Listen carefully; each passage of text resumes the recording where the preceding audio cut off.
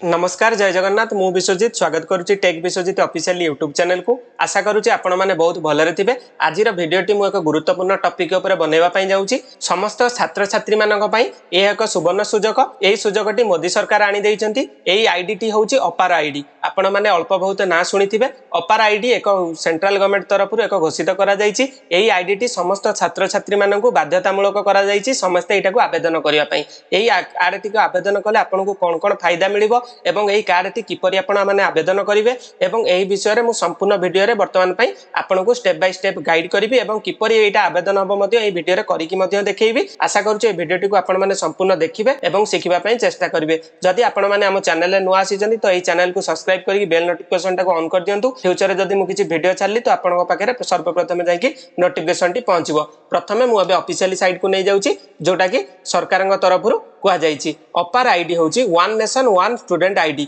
सर्वप्रथम मु आपनको कहि रखुची अपार आईडी रो फुल फॉर्म टी होउची ऑटोमेटेड परमानेंटेड एकेडमिकल अकाउंट रजिस्ट्री जोटा कि आपण मानक पई सरकारंग तरफरु सेंट्रल गवर्नमेंट तरफरु घोषित करा जायची। एई कार्ड टी होउची गोटे साधारणतः आधार कार्ड भली। एटा समस्त छात्र छात्री मानक पई दिया जायची। कोन पई ना एई कार्ड साहाय्य रे आपण माने कोन कोन सुविधा नहीं पारिबे एवं एई कार्ड टी जदि आपण माने आवेदन न करूचंती ए वीडियोटी को न देखुचंती तो आपण मानकर कोन क्षति हेबो। तो चलंतु मु आपनको ऑफिशियली नोटिफिकेशन सहित मु एबे बुझेई दउची कोन होउची अपार आईडी। प्रथम जिनस होउची अपार गोटे इकोसिस्टम जहा कि सरकार द्वारा गढ़ा जायची। जेउ परि भाबरे आधार कार्ड टी को आपण माने यूज करूचंती समस्त डिजिटली ट्रांजैक्शन पई आपणकर तथ्य को आइडेंटिटी प्रूफ करिया पई सेही बळी भाबरे अपार इकोसिस्टम होउची गोटे स्टूडेंट रो गोटे आईडी कार्ड। एही आईडी कार्ड टी समस्त इंस्टीट्यूट को गोटे एक्जिक्यूट करा जायची। गोटे डाटाबेस बना जायची। एथिरे कोन होउची ना record of student academical activity जो शिक्षार्थी बा विद्यार्थी स्कूल को जाउची पाठ पढिया पई तार एकेडमिकली एक्टिविटी सबुरो स्टोरेज है आईडी माध्यम रे रहिबो।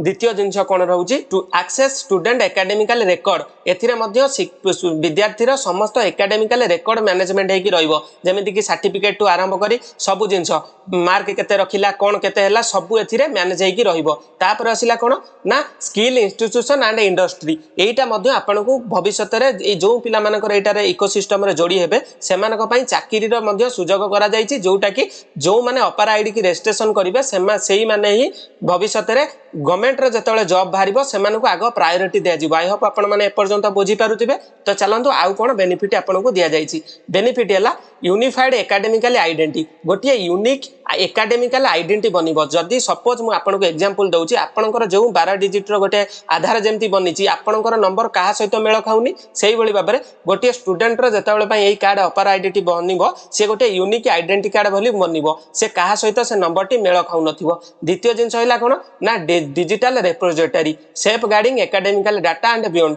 आपनकर एकेडमिकल तथ्य संपूर्ण भाबरे सुरक्षित भाबरे एथरे रहिबो। तृतीय जिंस कोन ना seamless academical mobility simplifying the school transfers. जेतेबेले आपण माने गोटिए एबे कोन होउची मैनुअली गोटिए पिला गोटिए क्लास रु जदी गोटिए स्कूल रु अलगा गोटिए स्कूल को जाउची ट्रांसफर पई से मानकु फिजिकली जीवा पई पडुची बा किछि डॉक्यूमेंट नै कि कलेक्शन करिया पई पडुची। जदी आपनकर अपार आईडी थिबो आपण माने डिजिटली वे रे आपण माने ऑनलाइन मध्ये गोटिए स्कूल रु अन्य स्कूल को जीवा पई मध्ये सीधा सळक बाट होई जिवो। आपण माने बुझी पारुचंती। तापर आसिला drop out recovery inactive identity and reengaging learner. जदी कोनोसी पिला ड्रॉप आउट होई जाईची सेमाने चाहिए मध्ये एई कार्ड साहाय्य रे से री एंगेजिंग करि परिबे बा सिखि परिबे। या द्वारा सेंट्रल गवर्नमेंट मध्ये घोषणा करूचंती जो अपार आईडी साहाय्य रे आपनकर मध्ये ऑनलाइन कोचिंग दिया जिवो। तापर आसिला कोन admission and employment applying to university और जॉब हंटिंग आपण माने आगु को जेउ सब जॉब बाहरिबो से मु कहउथिली ना वीडियो रे पूर्व वर्तमान सेही मानकु सेही जॉब रे वैकेंसी दिया जिवो जो मानकर अपार आईडी अछि।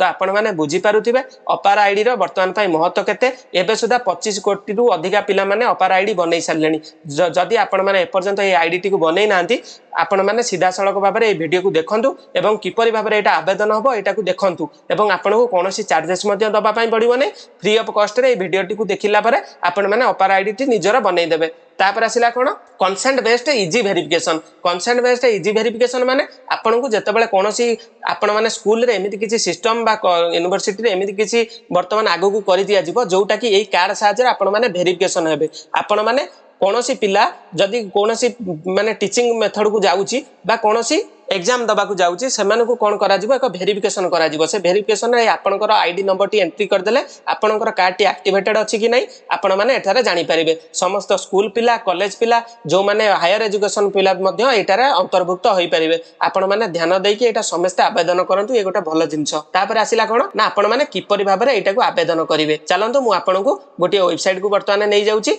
एवं अपार आईडी टी को मध्य एबीसी कार्ड मध्य कुआ जाय तो आपण माने कंफ्यूज जमा हेबे नै अपार आईडी जहा एबीसी आईडी सेया आई होप आपण माने पर्यंत बुझी परथिबे तो प्रथमे आमे वर्तमान पई ऑफिशियली वेबसाइट टी को पळे जिबा चलंतु मु एबे आपण को गूगल क्रोम को ओपन कर नैची गूगल क्रोम को ओपन कला परे आपण माने गूगल ले सर्च कर दियंतु आपण माने गूगल ले सर्च कर दियंतु abc.gov.in आपण माने एया लेखि की सर्च कर देबे जेतबेले आपण को यूआरएल रे आपण को एई भली एक वेबसाइट पळे आसीबो एई भली एक इंटरफेस आपण को पाखो पळे आसीतिबो एहा परे आपण मानकर अपार आईडी मध्ये रे आ उटे मध्ये मु बेनिफिट आपण को कहि नै जो मानकर अपार आईडी थिबो से माने एकेडमिकल बैंक क्रेडिट बा माने ऋण नै परिबे जो माने पाठ पढिबा पई ऋण करूचंती सेमानक पई मध्ये एई कार्ड टी गोटे वरदान रूप रे प्रमाणित करिवो या पर आपण को एई भली एक इंटरफेस देखै दैथिबो या पर आपण माने केउठी क्लिक करिवे दर्शक बंधु ना आपण माने माई अकाउंट सेक्शन ने क्लिक कर दियंतु आई होप आपण माने एपर्यंत बुझी परथिबे माई अकाउंट ऊपर जेतला पई आपण माने क्लिक करले तापर आपण को एटी देखै दउची स्टूडेंट बा यूनिवर्सिटी आपण को सर्वप्रथम स्टूडेंट ऊपर क्लिक कर देबे जेतु हमें शिक्षार्थी रूप रे एटा को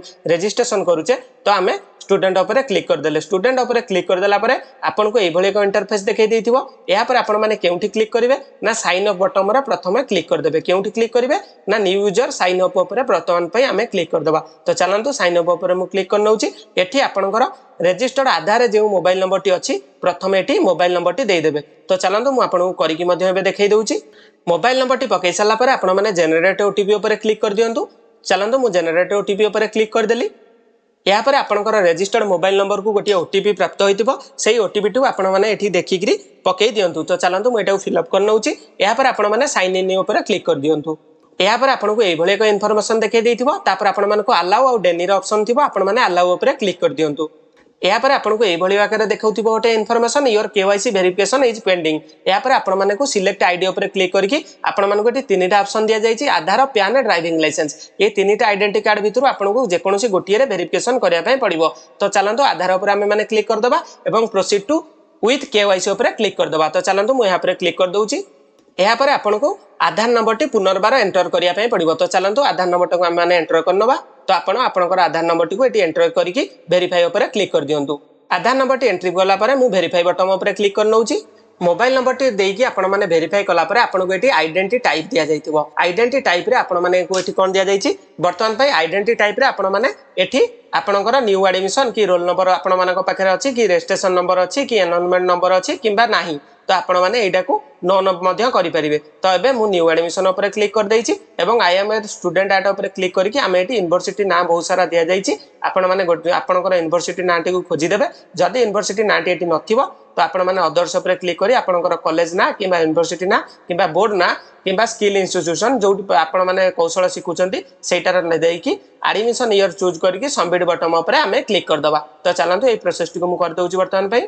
या पर आपनक पाखरे वर्तमान पई अपार स्टूडेंट अकाउंट क्रिएटेड बोली Bing you transforming your journey now बोली आपनकर आईडी गोटी एटी वैलिड आईडी देखै देला या पर आपण माने ए आईडी टी को कॉपी करी रखि नियंतु एवं आपण माने तापरे कोन करिवे ना आपनकर सक्सेसफुली भाबरे अपार आईडी टी क्रिएट हे गेला एति की सिंपल काम आपन को करिया पई पड़िबो तापर आपण माने गो टू डैशबोर्ड ऊपर क्लिक कर दियंतु ध्यान दियंतु आपन को वर्तमान पई एमती वेलकम टू देखि कि आपनकर गोटे आईडी कार्ड एटी देखै देला एटा को आपण मानकर डिजी लॉकर रे वर्तमान देखै देला ध्यान दियंतु दर्शक बंधु मोर एते जल्दी हबार कारण मोर आगुरु डिजी लॉकर रे अकाउंट थिला सेति लागि ऑटोमेटिकली मोबाइल नंबर देकी जेतोला हमें वेरिफिकेशन कर देले ऑटोमेटिकली हमर डिटेल्स गुरा का फेच हे गेला जदी आपनकर डिजी लॉकर पूर्वर नाही आपण माने साइन अप ऊपर क्लिक करी समस्त तथ्य देकी ओटीपी टी आधार जो रजिस्टर्ड मोबाइल नंबर देकी आपण माने ए प्रोसेस टी को करि परिबे जदी आपण मानकर कोनोसी वीडियो रे त्रुटि थाए बा आपण बुझी पारु नथांदी तो मते कमेंट करिक जणैले मु आपनकर आंसर देबा को चेष्टा करबी रहउची जय जगन्नाथ जय हिंद।